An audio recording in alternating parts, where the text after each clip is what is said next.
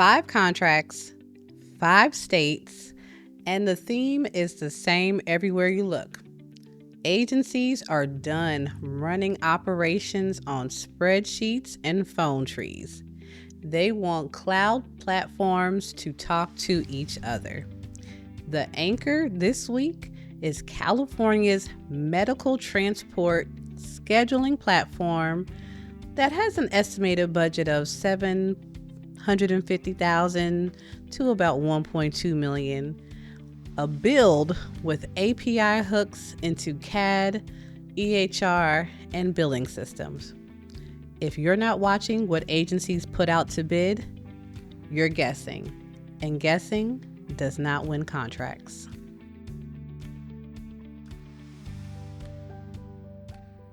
I'm Abby Souffrant, state and local government contracting strategist and founder of A&L Business Solutions. Every week, my team pulls a national data set of SLED opportunities, and I give you the 5 you actually need to pay attention to. That is what this show is. Let's get into it. Every contract on this week's list is a software platform, but look closer, pay attention to the pattern. It's about coordination, not just digitization. California wants dispatch and triage talking to ambulance crews in real time. And Texas wants routing data synced across 25 editor geodatabases without breaking next year's routes. Maryland wants requisitions flowing automatically from department to supply closet. Now, this isn't build us up an app. It's make 5 disconnected systems act like one. And with the anchor contract being in California with that very nice budget, they're looking for mandatory API that's going to be integrated over several different specs. Now, that's your open door if you're a systems integration shop, not just a software vendor. Agencies are past the point of wanting a standalone tool. They want something that plugs into what they already run. Now, if your pitch is, we'll build you a silo, you're already behind. Now, if your pitch is, we'll make your silos talk to one another, now you're actually in the correct lane for every one of these 5 RFPs is describing. Let's get into the top 5 contracts this week. Number 1, our star contract out of the state of California for cloud-based medical transport logistics scheduling software.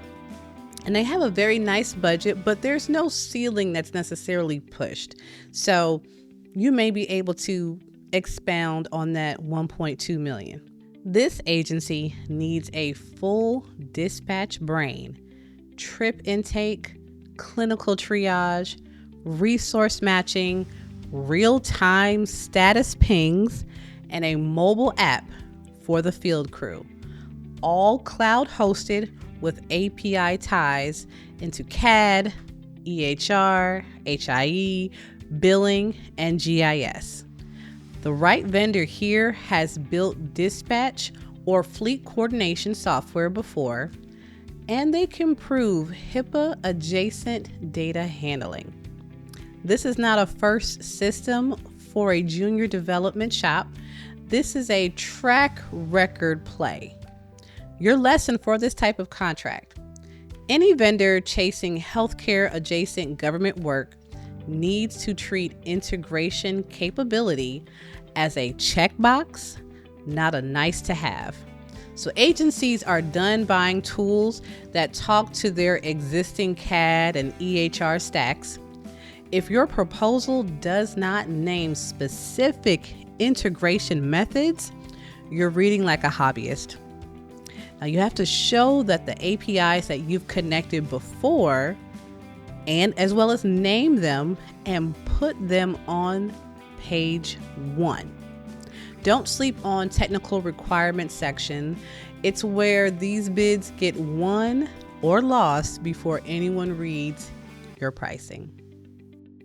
Contract number 2 is coming out of the state of North Dakota for cloud-based fuel management, cloud software, and integration services.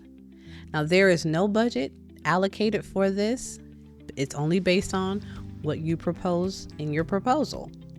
Now, this one is probably a little bit different than most of the other ones that we have on our list, but North Dakota is sure that they are looking for a fuel management dashboard that is customizable, drag and drop, and runs on the agency's existing network.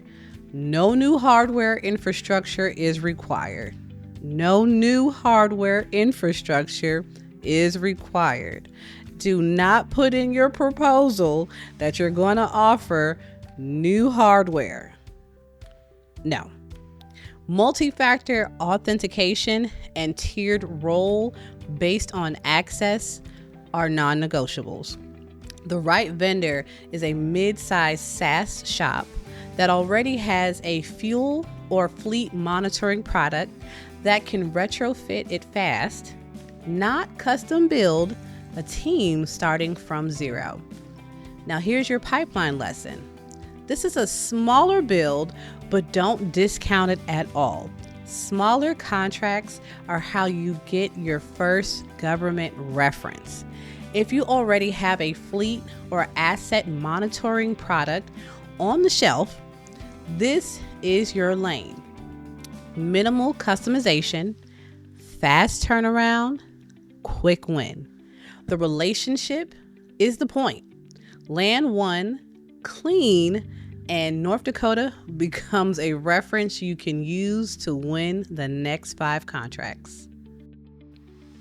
Our third contract this week is coming out of New York for medical software cloud services. Now, again, this one does not have a proposed budget, and that will be on you to determine what that looks like. Now, for this specific contract, the listing is sparse by design. A comparable medical record software solution, which means this agency already knows what they're replacing and what their wants for a like for like or better system looks like. I know that was a tongue twister. So the right vendor has an existing EHR or medical records product that they can demo, not a build from scratch type. A thin scope language like this is a signal to call the contact and ask clarifying questions before you write a word on your proposal. Your pipeline lesson for this contract: when an RFP is this vague, the agencies that win are the ones who pick up the phone. Don't write a generic proposal against 3 lines of scope. Get the pre-bid questions in, understand what comparable means to them specifically, and tailor your response to their actual legacy system. Vague scope is not a red flag. It's an open door for whoever does the homework everyone else skips. Contract number 4 is coming out of the state of Maryland for a web-based material marketing and e-ordering software. Now, this one is probably my favorite for this week, so let's get right into this one. The state of Maryland is looking for material management and e-ordering platform for a healthcare adjacent supply department that also provides real-time inventory, automated requisition approval, and usage tracking by cost center.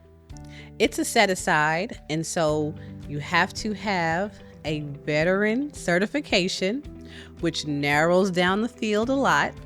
But the right vendor with inventory or procurement software experience who can move quickly because the deadline is actually coming up very soon.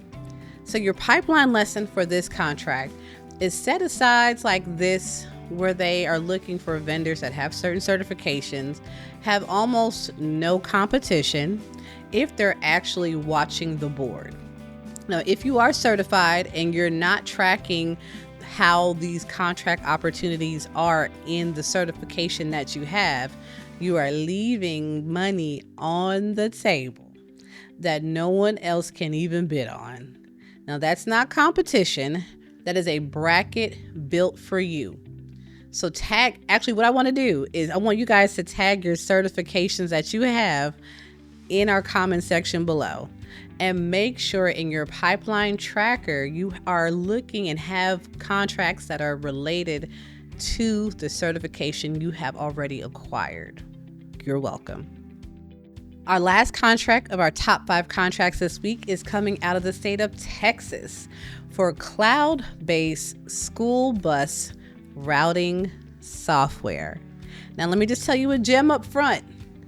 The state of Texas is not the only state looking for this. This is a reoccurring problem that many states have that they may have not put out the solicitation for.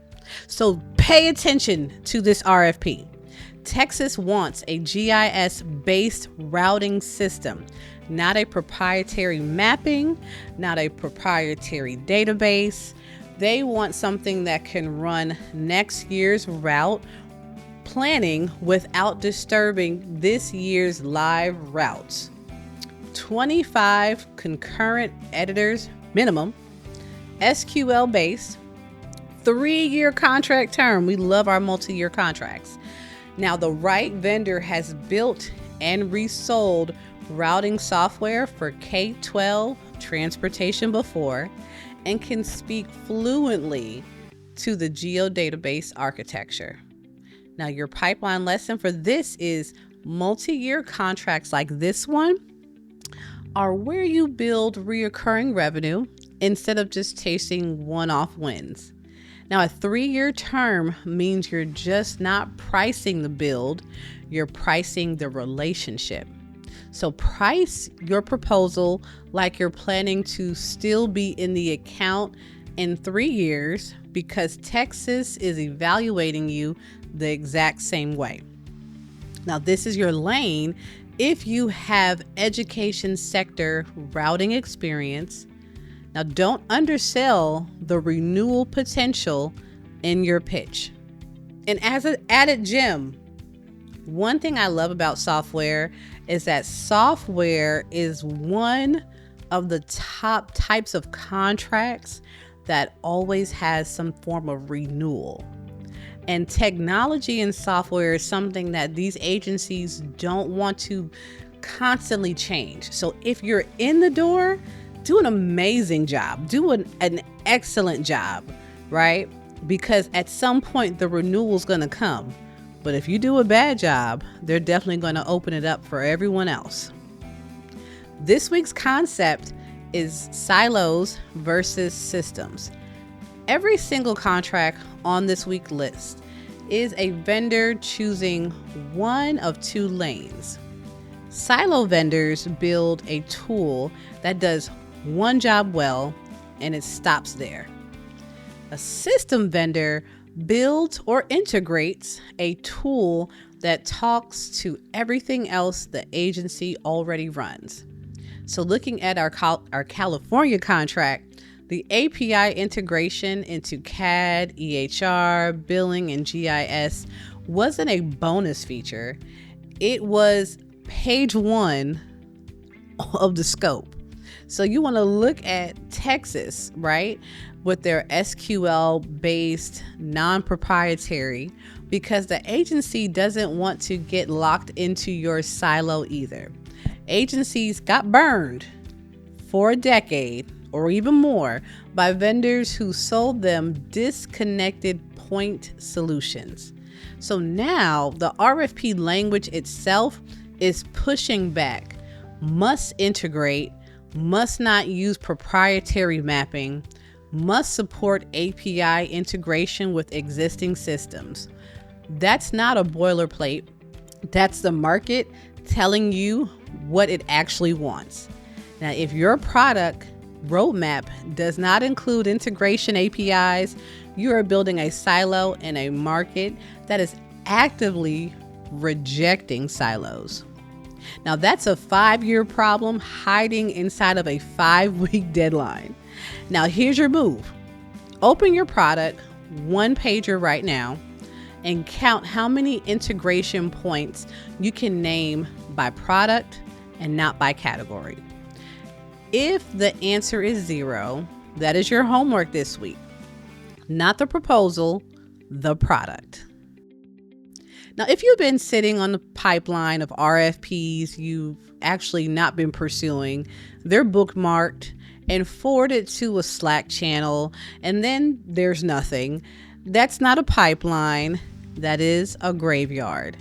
Now, this week, I'm opening up our pipeline calibration session for 5 firms. My team will sit with your current bid list, tell you which ones are worth the hours and which are not worth your time. And we build you out a 90-day action plan around the ones that actually matter. You get a scored review of your active pipeline, a go, no-go call on your top opportunities, and a 90-day pursuit plan you can hand straight to your team. And the bonus, this is just an A&L thing, this is what we do. The current quarterly report that we have active for Q2 for 2026, or whenever you're watching this, whatever quarter we're in, it's also going to be included, because current signals tell you what you can prepare for. We're not going off old data. We're not going off of perceived thoughts and things. We look exactly at what the market is telling us. And that is how we build the most effective 90-day pipeline plan for you and your company. The link is in a description and pinned in the comment below. So go ahead and book your pipeline session now. I want you guys to stop guessing and start winning. That is what This Week in Procurement is for. Now remember, opportunities are everywhere. I'm Abby Souffrant, and I'll see you in our private session.